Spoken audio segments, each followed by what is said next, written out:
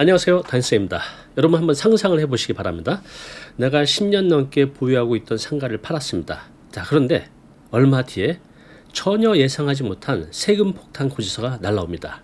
제가 상담을 해보면 자주 발생이 됩니다. 아주 자주. 지금 상가를 갖고 계신 분들이 언제, 어떻게, 어떤 이유로 세금 폭탄을 받게 되는지 자세히 알려드리겠습니다. 지금 상가를 갖고 계시다면요, 오늘 영상 꼭 보시기 바랍니다.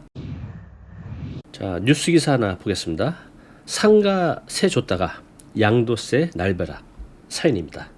자, 10여 년 전 주택을 한 채 매입해서 장기 거주한 A씨 집을 팔게 됐다. 장기 보유 거주하셨으니까 양도세 걱정은 안 하셨겠죠. 자, 보유주택은 줄곧 한 채였으니 당연히 비과세라고 생각했다. 자, 그런데 1년 후 가산세까지 20% 포함한 양도세 고지서가 날아왔다. 자, 20%. 이게 몇 천이 될 수도 있고 몇 억이 될 수도 있겠죠. 얼마나 황당하겠습니까? 자, 이유를 알아보니 A씨에게는 상가 건물이 하나 있었다고 합니다. 자, 여기를 식당으로 임대를 해놓고 있었는데 여기 임차인이 식당의 방 하나를 주거용으로 사용하고 있었다고 합니다. 자, 전신고까지 해서 이것이 문제가 된 겁니다.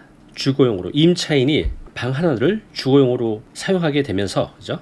과세 당국은 해당 물건지를 주택으로 보고 과세하게 된 겁니다. 이런 일을 당하게 되면 좀 황당할 것 같아요. 전혀 예상하지 못한 데서 몇 천, 몇 억의 세금을 내게 되니까요. 억울해도 이게 어쩔 수가 없습니다. 그리고 실제로 이런 일이 많이 발생하고 있으니까요. 여러분도 주의하셔야 됩니다. 자, 사례 하나 더 보겠습니다. 자, 이상희 씨는 최근 세무서로부터 작년에 양도한 주택이 내가 1주택인 줄 알았는데 1가구 2주택에 해당하기 때문에 수천만 원의 세금을 내야 한다는 통보를 받았다고 합니다.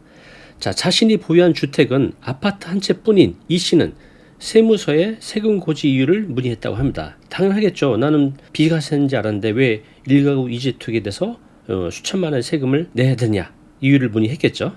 자, 과세 원인은 엉뚱한 곳에 있었다. 그가 보유하고 있는 상가에서 음식점을 운영하는 세입자가 건물의 일부를 주택으로 사용했기 때문이다. 자, 이분이 이제 억울했겠죠. 그래서 이분은 구청에서도 건물 전체를 주택이 아닌 상가, 즉 근린생활시설로 인정하고 여기에 맞게 재산세를 부과한 사실이 있다며 이의를 제기했다고 합니다. 그렇지만 받아들여지지 않았다. 왜 그렇죠? 자, 1가구 1주택에서 주택은 사실상 주거용으로 사용하는 건물을 말한다. 즉 건축 허가사나 등기에 기재된 것과 관계없이 실제로 거주 목적으로 사용하게 되면 그것은 모두 주택으로 본다는 거죠. 그래서 이분이 세금 폭탄을 맞게 된 겁니다. 자, 이런 경우가 아주 심심치 않게 발생이 됩니다. 자, 상가가 주택으로 간주되는 경우 좀 더 자세히 알아보겠습니다. 자, 상가 임차인이 해당 공간의 일부를, 내가 아닌 임차인이죠, 세입자가 그 공간의 일부를 주거용으로 사용하고 전입신고를 하게 되면 과세 당국은요, 이를 주택으로 본다는 겁니다. 그죠? 이거 꼭 기억하시기 바랍니다. 자, 관련된 뉴스 기사 하나 보겠습니다. 상가 임대했더니 주택이 됐다고요? 서울 양천구 A씨의 황당한 세금 폭탄 사연입니다. 서울 양천구에 거주하는 A씨, 최근 20년간 소유한 상가 건물을 매각하고 충격적인 소식을 들었다. 양도소득세 고지서를 받아보니 예상보다 훨씬 높은 금액이 책정된 것이다. 알고 보니 2층에 식당 임차인이 주방 뒤편 공간에 전입신고를 해 해당 건물이 주택으로 간주됐던 것입니다. 자, A씨는 임차인의 무단 전입신고로 인해서 억대의 세금을 내게 됐다며 억울함을 호소했다고 합니다. 몇백도 억울할 텐데 억대의 세금을 내게 됐으니 얼마나 억울하시겠습니까? 자, 많은 분들이 이 건물을 갖고 있다가 팔면 이제 많은 차익을 내긴 거라고 생각하잖아요. 근데 그렇지가 않아요. 건물주분들은 다 공감하실 겁니다. 특히 대출을 끼고 있는 분들. 자, 내가 10억짜리 건물에 5억을 대출을 갖고 있어요. 그러면 대출이자 매번 나가죠. 여기서 나오는 월세로 대출이자를 낼 수 있으면 다행인데 지금 자영업자 시장이 안 좋잖아요. 공실도 많고 또 공실이 아니더라도 임대료를 낮게 줄 수밖에 없어요. 또 지금 뭐죠? 대출 금리가 무지하게 높아졌습니다. 그래서 대부분의 건물주들이, 서울 수도권에 있는 분들이 여기서 나온 월세로 대출이자를 못 냅니다. 그러면 그 기간 동안 그 손실도 크죠. 보증금하고 대출 빼고 나면 손에 쥐는 게 얼마 안 되죠. 근데 이렇게 또 양도세 폭탄까지 맞게 되면 정말 적자입니다. 다시 한번 강조해 드릴게요. 상가, 사무실, 건축물 대장에 어떻게 작성되어 있다 상관없이 실제 사용 용도로 결정이 된다는 겁니다. 다시 한번 보겠습니다. 자, 실제 사용 용도의 중요성. 자, 세법에서는요, 실질 과세 원칙이라는 개념이 있습니다. 그죠? 실질 가세 원칙. 이것은 무엇이냐면 건물의 공부상 용도보다는 실제 사용 용도로 본다는 겁니다. 제가 지금 이제 상가 위주로 말씀드렸는데 실제로는요 상가보다 오피스텔에서 더 많이 발생이 됩니다. 오피스텔은 준주택이거든요. 내가 주택으로 사용할 수도 있고 사무실로도 사용할 수 있죠. 근데 내가 사무실로 쓰고 있었는데 이게 나중에 양도세 폭탄이 될 수가 있습니다. 한번 보겠습니다. 자, 신문 기사예요. 오피스텔 팔았는데 세금 1억. 황당하죠? 네, 이런 경우가 많이 있습니다. 자, 이와 관련된 사례를 한번 보겠습니다. 오피스텔인 줄 알았는데 주택이라고요? 그러니까 이분 같은 경우는 이 오피스텔을 주거용으로 임대를 준 게 아니라 사무실로 임대를 준 거죠. 자, 그래서 예상 밖의 세금 부과 내용 보겠습니다. 자, 부산에 거주하는 B씨는 5년 전 구입한 오피스텔을 최근에 매각했습니다.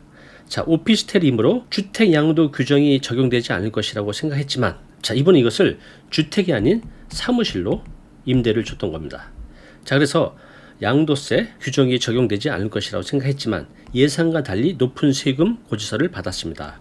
자, 조사 결과 해당 오피스텔의 임차인이 주거용으로 사용되어 있어 과세당국이 이를 주택으로 간주한 것. 내가 분명히 사무실로 오피스로 세를 놨는데 여기 있는 임차인이 전입신고를 하면서 주택으로 인정을 받게 된 겁니다. 그래서 다주택자가 되고 1세대 1주택 비과세 혜택을 못 보게 된 거죠. 자, 이런 경우가 굉장히 많이 있으니까 조심하셔야 됩니다. 자, 그러면 이렇게 상가나 또 사무실이나 오피스텔이 실제 사용 용도가 주택이 되면서 어떤 불이익이 생길까요? 한번 보겠습니다. 앞서 말씀드린 대로 양도소득세 문제가 생깁니다. 이게 세금에서는 가장 크잖아요. 즉 상가가 주택으로 간주가 되면 1세대 1주택 비과세 혜택을 받지 못하죠. 그래서 양도소득세를 내야 될 수 있습니다. 너무 억울하죠? 꼭 주의하셔야 됩니다.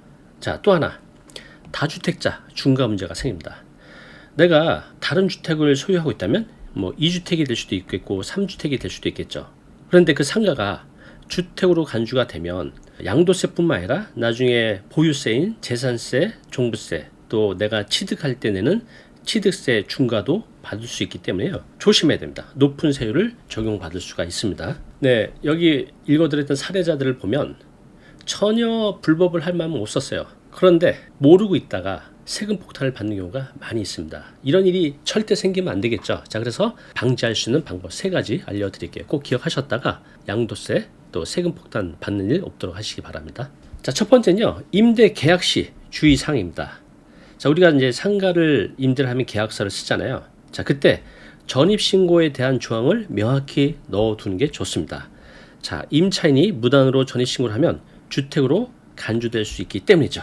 그래서 계약서에 전입신고 금지 조항을 넣거나 또는 전입신고 시 반드시 임대인의 동의를 받도록 명시를 하는 게 좋습니다. 자, 그런데 이렇게 계약서에 아무리 써도 실제로 제 사례자 중에 그런 분이 계셨습니다. 이렇게 계약서에 특약으로 썼어요. 도장도 찍었죠. 그런데 2년 뒤에 이분이 양도세 폭탄을 맞게 됩니다. 여기 임차인이 대학생이었는데 이때 이 쓴 특약사항을 그냥 잊어버리고 자꾸 이제 집에서 야 그쪽으로 전입신고해서 그쪽으로 우편물 받아라. 그래서 아무 생각 없이 동사무소 가서 전입신고를 한 거예요.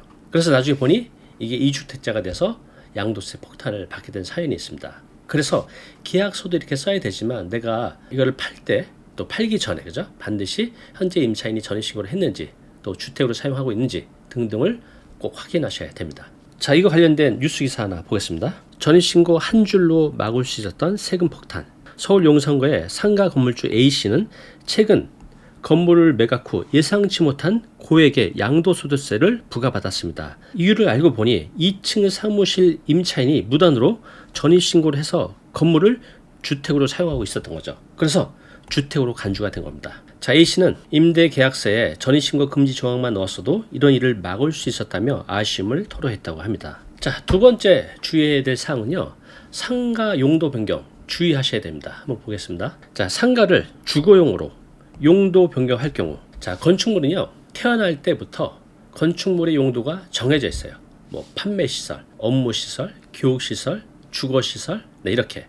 그런데 상황에 따라서 주택을 상가로 또 상가를 주택으로 용도 변경할 수가 있어요. 자, 이런 것들이 이제 문제가 된다는 거죠. 자, 이렇게 상가를 주거용으로 용도 변경할 경우 세금 영향을 반드시 고려해야 됩니다. 요즘 자영업자 시장이 안 좋잖아요. 또 이제 건물을 지었는데 그전에는 여기가 상가로 임대가 잘 나갔는데 상권이 자꾸 바뀌잖아요. 그래서 지금은 근생으로 임차인을 확보하기 어려운 거죠. 근데 그 지역이 1인 가구들이 많아서 또 지하철도 가까워서 원룸은 굉장히 잘 나가는 거죠. 그래서 상가를 또 근생을 원룸이나 주택으로 용도 변경해서 임대를 주는 거죠. 그러면 이전보다 거의 2배, 3배 임대료가 더 많이 들어오게 되거든요. 자, 그래서 이런 실수를 범하게 됩니다. 자, 이렇게 되면 어떻게 되죠? 용도 변경을 해서 주택으로 분류돼서 양도세, 재산세 등에서 큰 손해를 볼 수 있으니까요. 내가 용도 변경을 할 때는 세금적으로 어떤 영향을 주는지 꼭 확인하셔야 됩니다. 자, 관련 사례 한번 볼까요? 자, 용도 변경했다가 세금 폭탄, 되돌리고 싶어도 못 돌려. 부산의 상가 건물주 B씨는 임대 수요가 줄어들자, 그죠? 이분이 이런 사람입니다. 그러니까 근생의 상가의 임대 수요가 줄어들자 1층 상가를 주거용으로 용도 변경했습니다. 하지만 이로 인해 건물 전체가 주택으로 간주되어 재산세가 크게 올랐고 향후 매각 시 양도세 부담도 커질 것으로 예상됩니다. B씨는 당장의 임대 수익만 생각하고 용도 변경을 결정했는데 세금 문제를 미처 고려하지 못했다며 후회를 하고 있습니다. 자, 세 번째는요. 자료를 미리 준비해 두시면 좋습니다. 자, 한번 보겠습니다. 자, 상가로 사용하고 있다면 이를 증명할 수 있는 자료를 준비해 두는 게 좋습니다. 나중에 과세 당국에서 양도세 중과를 낼 때 방어할 수 있는 자료가 필요하죠. 뭐가 필요하죠? 임대차 계약서, 또 사업자 등록증, 또 영업 신고증, 이런 서류를 잘 보관하고 있다가 나중에 과세 당국에서 실수로 양도세 중과 고지서가 날라올 때 이걸로 이제 방어를 할 필요가 있겠죠. 자, 그런데 거듭 말씀드리지만 아무리 이런 자료가 있어도 실제로 임차인이 주거용으로 그 일부만 사용하고 있어도 주택으로 본다는 거죠. 그래서 반드시 매각을 하기 전에는 여기 현재 내 임차인 분들이 주택으로 사용하고 있는지 반드시 확인하셔야 돼요. 이거 확인 안 하셨다가 팔면 양도세 폭탄 맞을 수 있습니다. 자, 오늘은요. 상가를 보유하고 계신 분들이 내 의지와 전혀 상관없이 임차인 때문에 양도세 폭탄을 받을 수 있는 사례를 말씀드렸어요. 부동산을 보유하고 있다가 팔 때는요, 굉장히 주의가 필요합니다.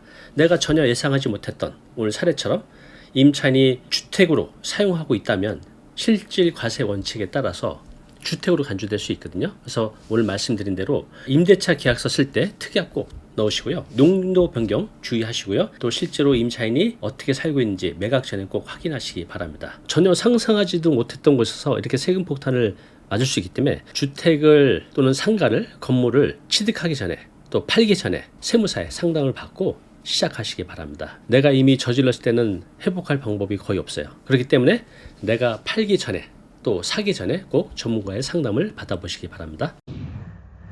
자, 오늘 내용 너무 중요한 내용이죠. 영상 보고 나면 잊혀지잖아요. 자, 자료 무료로 제공하고 있습니다. 이 자료 요거 받고 싶은 분들은요, 아래 링크로 신청하시면 됩니다.